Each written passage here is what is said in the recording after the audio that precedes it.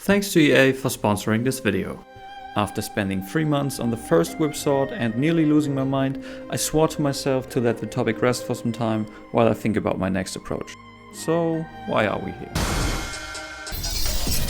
You need only hunt.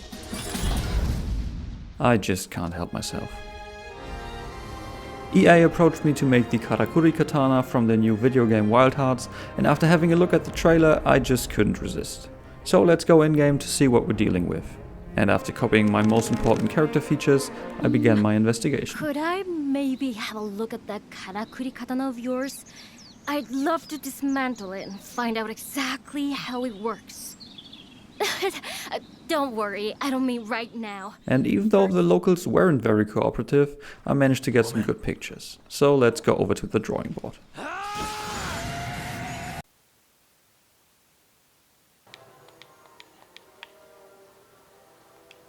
Oh, I'm just doing some more research.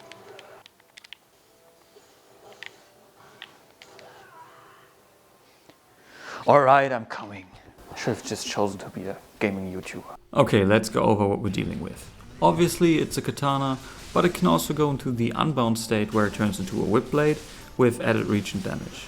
We've got 6 segments and katanas are usually 60 to 80 centimeters in blade length, but comparing it to our characters I think we should go a little bit bigger, so I'm aiming for 90 centimeters. The handle is usually 1/3 of the blade length, so this thing will be an absolute beast and definitely way bigger than anything I ever made. Oh yeah, and remember what I said about spending 3 months on the first whip sword? Well, the deadline for this one is 3 weeks. But you know what they say. Pressure turns coal into dust.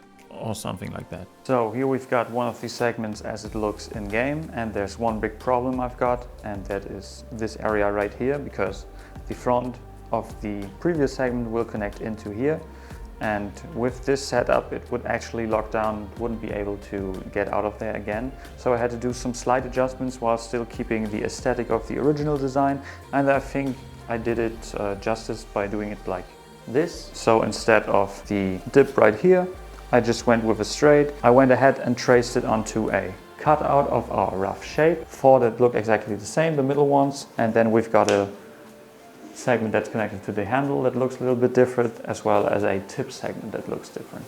Now, in-game these segments are connected by the magical power of the Karakuri, but sadly I'm fresh out of those, so I'm resorting to the segment dividers I used for the last whip sword as well.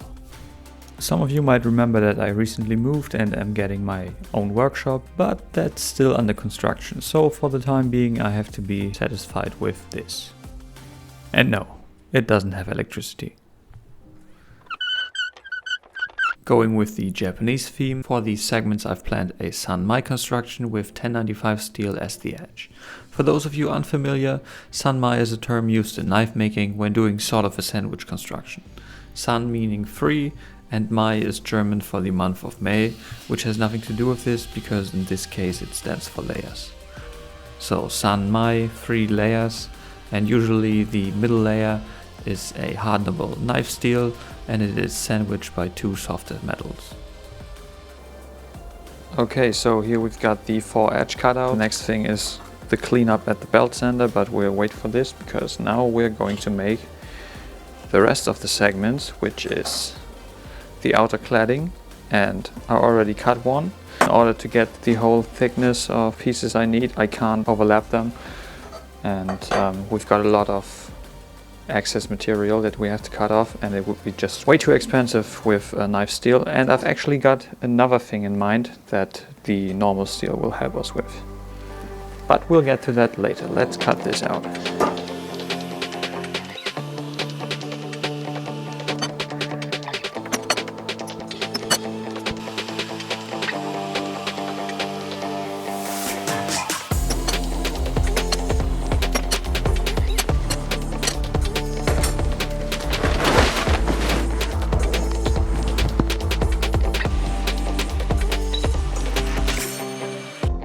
While having a brainstorm with my assistant, we noticed that I almost made an oopsie. My plan was to cut these shoulders here after forge welding, but if you can imagine this piece being the segment link, you can see that it will be very much in the way of properly working on the shoulders. So now I CA glued them together to finish fitting them up before forge welding.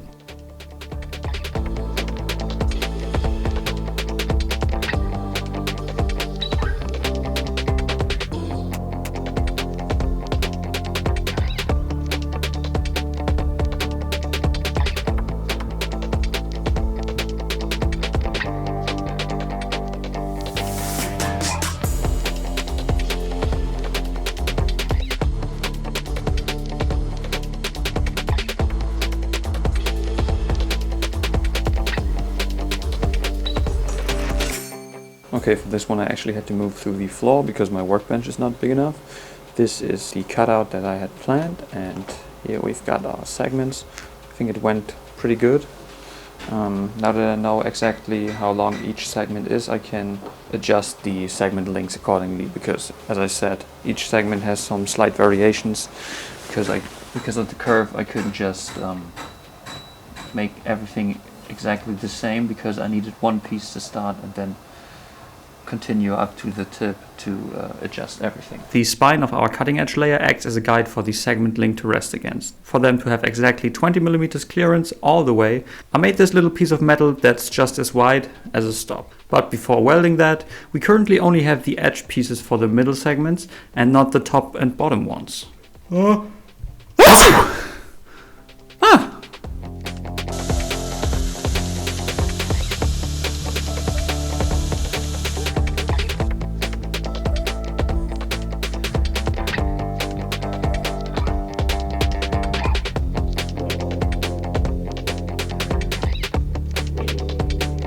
Now, after cleaning up the meeting sides, I could tack weld the edge layer to one side of the cladding. With that, I can now fit up the segment link. The slot has to be 5 mm wide all the way through for the pin to move smoothly.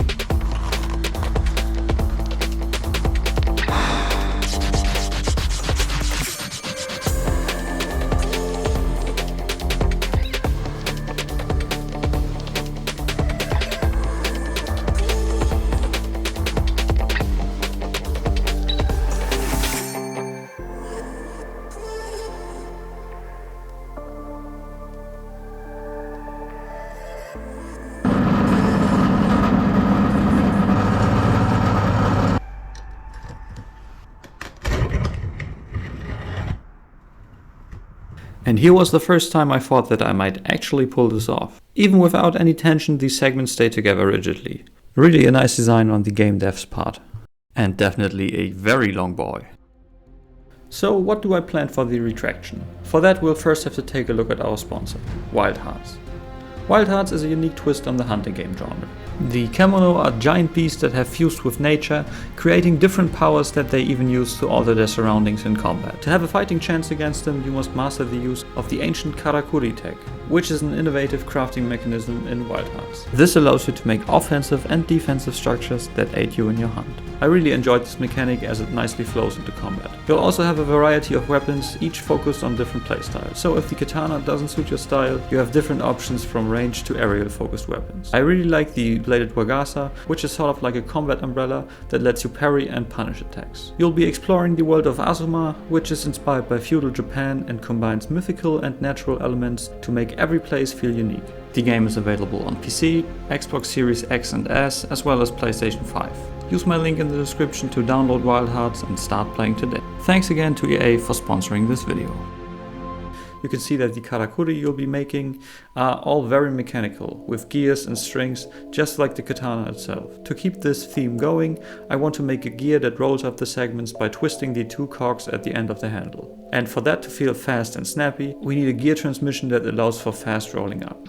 I ordered these tiny gears to try out my idea and quickly came to one conclusion. These are way too flimsy to support the torque that will be applied. Also, I'm stuck with whatever gears they throw in there, and there's not a lot of room for modification. So, I could really use a 3D printer right now, but I really don't want to spend the money on that. And this is my new 3D printer. It's currently doing a test print to see whether the settings are correct for the filament I chose, and while it's doing that, let's go over to the CAD software and design the gears we want to make.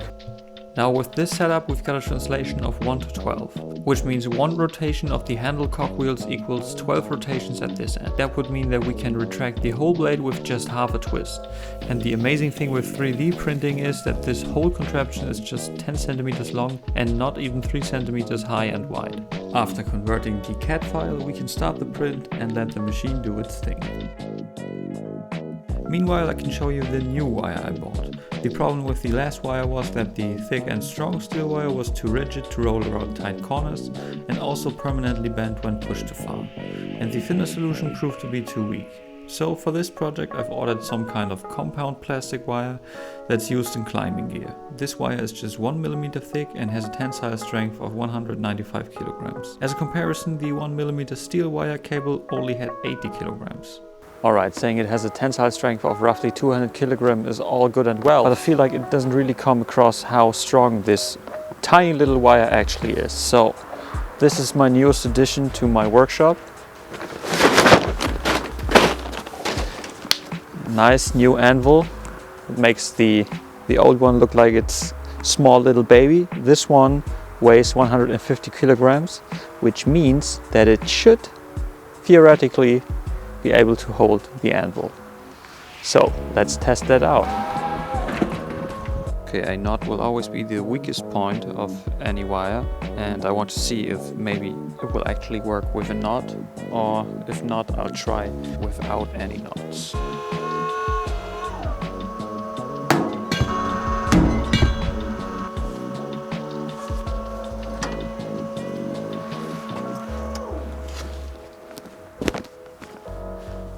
You know, I didn't think about this because I had my father here to help me put this on the stump. Now I gotta do it alone. Yes.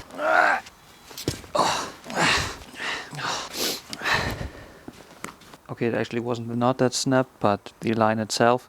But I'm sure that the anvil had like a slight fall that peaked the weight over 200. But I'm still pretty impressed how much it handled. I mean, it almost held the whole anvil, so I think this should be plenty strong.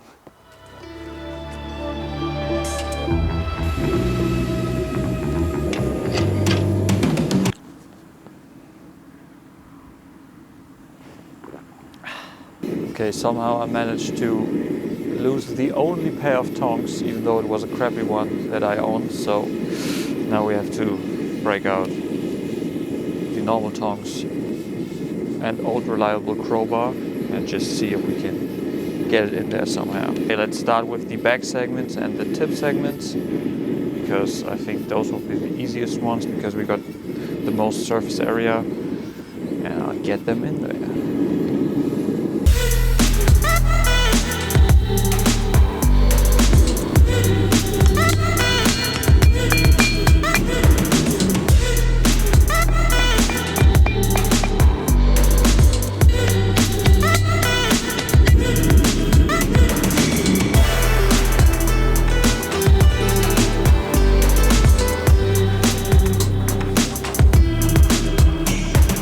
I'm not too happy how the forge welding turned out. Because of the pliers I had to hold the segments in all sort of weird angles and introduce some bends with that. I ended up not forging the segments all that much and just left it at forge welding the cutting edges. This means we'll now have to weld the spines of the edge layers to the cladding. And these are definitely the crustiest pieces I've ever pulled out of my forge, so let's clean that up.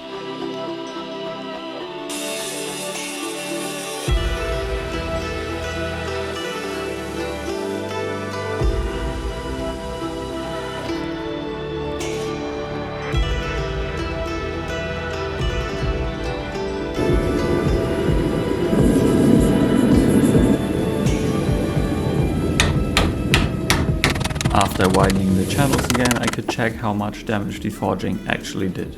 Yeah, that's not too great, but we can definitely fix it.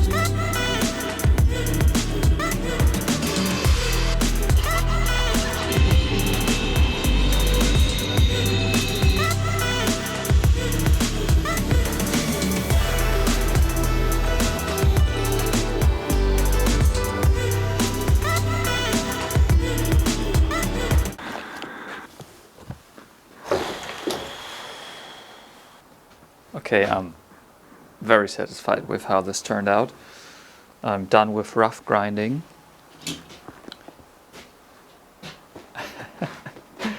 And this thing looks awesome. I really like how the tip segment turned out. I think the tip of a sword is always aesthetically pretty important part. So I really like this. And this thing is actually pretty light. Okay, I mean it's still very heavy, but for being a two-handed sword, I mean I can I can hold this with one hand without having the long handle yet, with just this leverage. So I think once I've got the long handle with the pommel and everything as a counterweight, I think this will actually be a somewhat of a wieldable sword.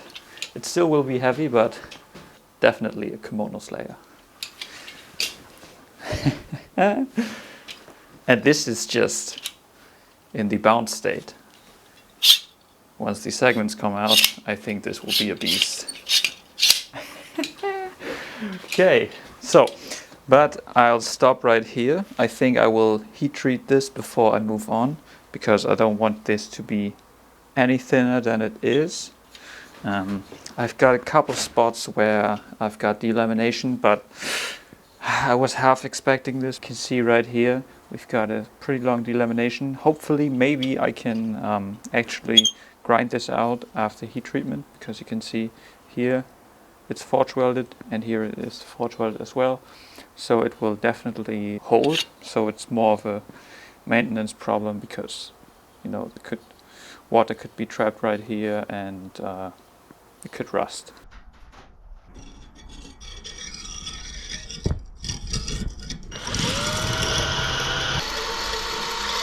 I've got a little bit of a bigger problem now, because of course all of these segments went completely well, but with the last segment, that's already my problem child, that everything goes wrong with, the drill bit broke off inside here. This is by far the longest one. So I started drilling a little bit from here, and then I switched over to do just a little tiny bit, and it broke off all the way until here, roughly here. Now I have no idea how to get this out.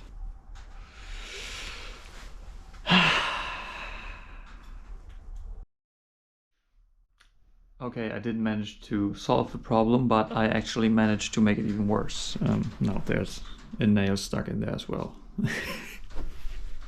I actually ended up having to drill a hole. Luckily, I knew just how far away the drill bit was stuck. Alright, there we have our culprit. I had to use every piece of round stock known to mankind to get it out of there, but we've got it out.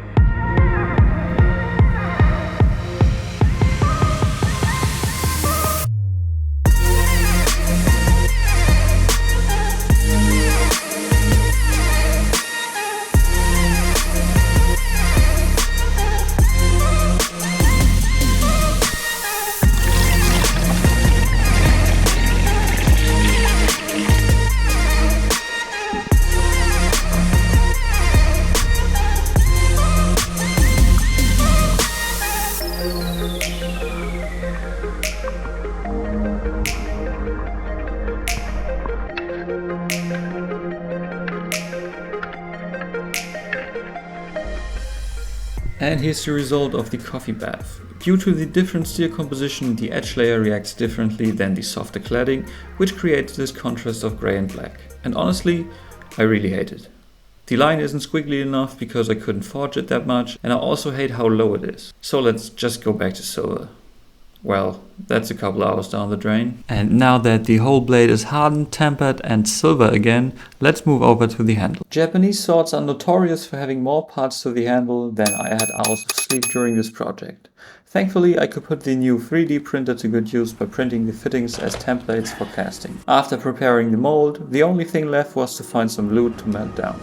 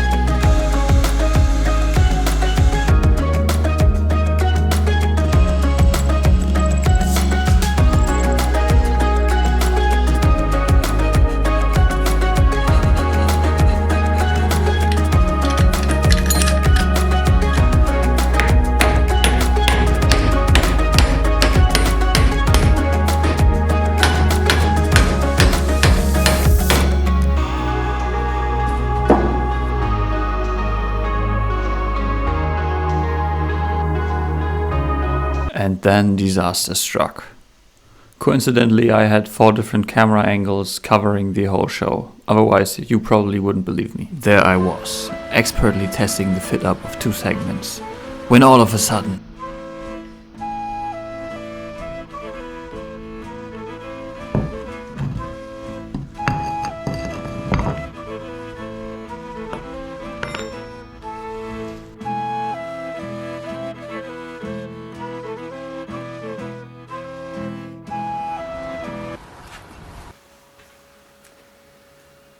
Pretty surprised that it actually broke the way it did, because I was expecting the weld to break off, but it actually really snapped the steel.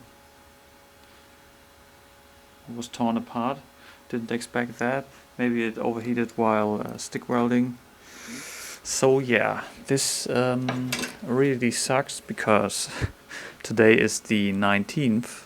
And I really needed to get this sort done today. And of course it happens with the last things I want to do. Yeah.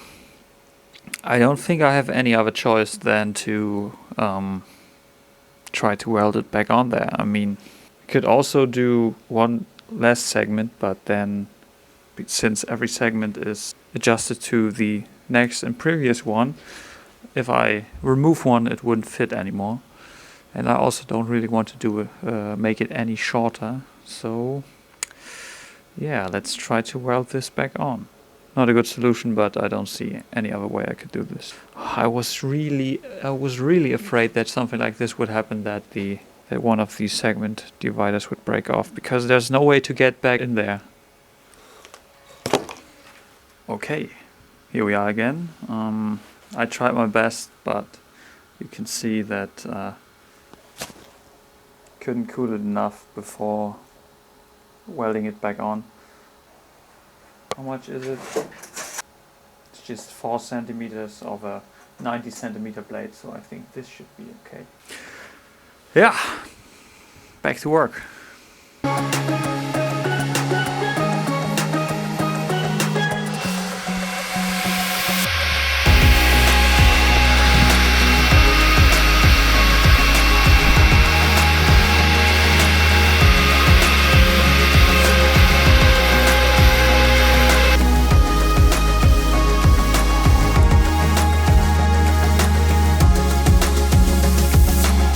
Now, fiddling the wire through each segment probably took me about the better part of an hour, but I somehow managed to get it done.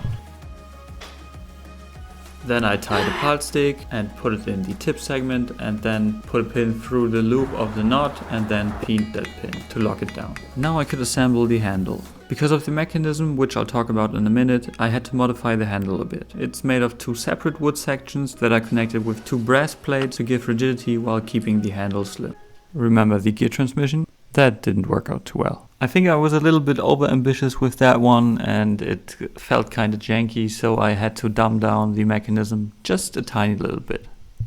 Basically now it's just a pin that rolls up the wire. And here's how it works. The ratchet is connected to the rod that rolls up the wire, and this little piece of metal with the spring on it acts as the stop for the ratchet. And because it's half rounded, you can obviously turn it in one way, but if you turn it the other way, it will jam against the housing of the mechanism. And then we've got this piece right here that acts as the button for the release, which pushes the metal piece to the side, allowing the ratchet to spin freely, and so we can now release the tension and let the wire roll off. Now obviously you don't want to twist the handle 200 times to roll up the 50 centimeters of wire. That's why when you push the button and the rod goes into neutral, you can pull the string at the end of the handle and then do the majority of the retraction, and then just use the ratchet to tighten the segments.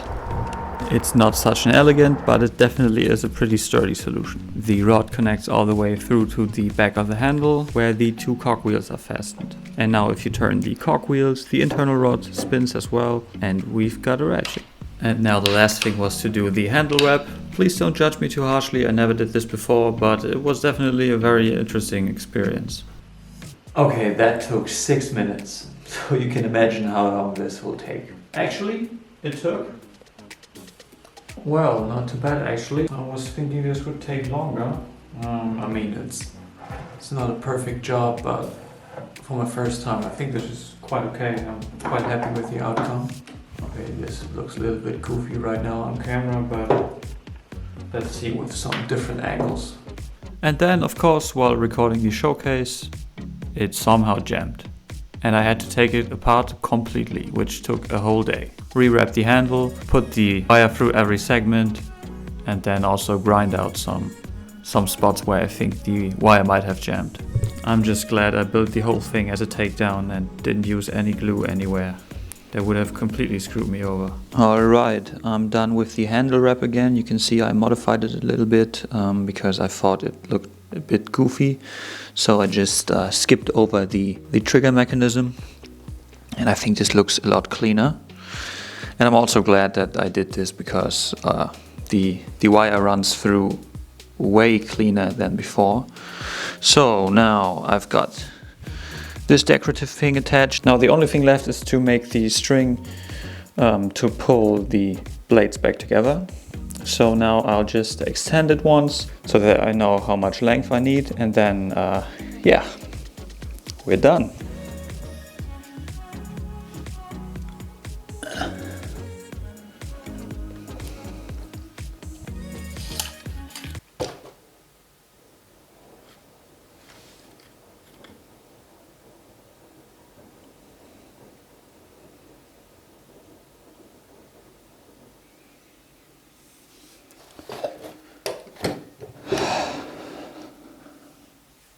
I just spent the whole day fixing this up for it to break down right when I'm done with everything.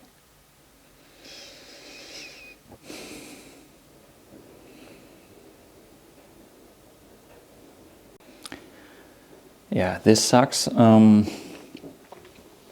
think looking at this is the segment that broke off and that we welded back on there. And I think because I didn't want to overheat it too much, I just put a little bit of a welding bead on there. And to fix up the shoulders again, I had to grind off a lot. So I think I actually ground off too much. And yeah, it was only hanging by a thread. Good news is that because we got all of the extra cable that I was about to cut off, I can actually just pull the cable out again, weld this back on with a little bit more meat on, and then yeah, do this thing again. At least I don't have to take the handle off again. But let's cut forward for this. But after another 5 hours of work, countless setbacks and a year's supply of grinding discs, the Karakuri Katana was finally finished.